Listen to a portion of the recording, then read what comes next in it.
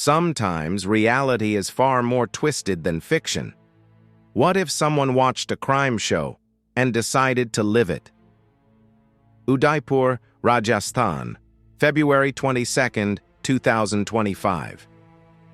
Chandabai was well known in her community. A 70-year-old woman with a fiery spirit, she was often seen playing the dole at local events, bringing music, rhythm, and joy to her neighborhood. But behind her vibrant presence, someone was watching and plotting. That someone was 35-year-old Ramesh Lohar, a man with a chilling obsession, not with the elderly woman herself, but with her jewelry, and with crime fiction. He wasn't just watching shows like Crime Patrol or films like Drishyam for entertainment. He was studying them, taking notes. And in February 2025, he decided to put fiction into action. Ramesh had seen Chandabai wearing gold ornaments at a family gathering.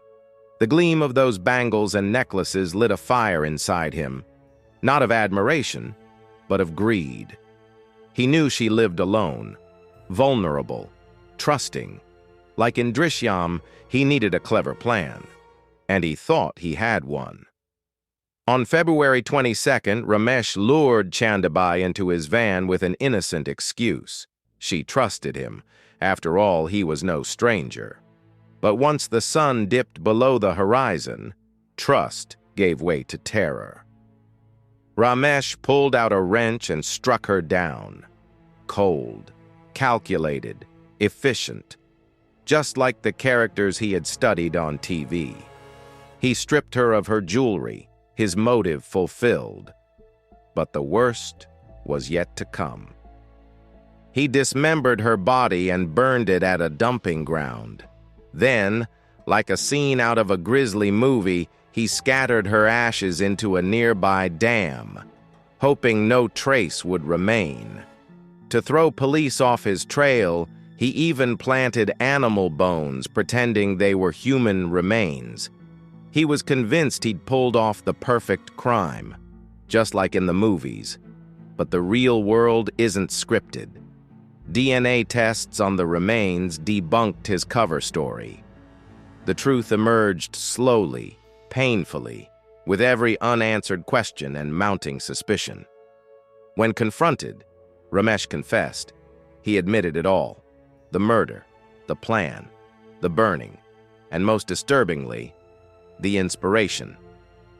"I learned it from Drishyam and Crime Patrol," he told investigators. His reality had blurred with fiction. Today, Ramesh sits in custody, facing charges of murder, robbery, and destruction of evidence. But his story raises a haunting question. How far can the influence of fiction go? This is the story of a man who didn't just consume crime stories, he lived one. And in doing so, destroyed a life, shattered a community, and proved once again, monsters don't always hide in shadows. Sometimes they sit in our living rooms, watching, learning, waiting. If you found this story compelling, subscribe to Shattered Fates for more real-life tales of deception, darkness, and the twisted edge of the human psyche.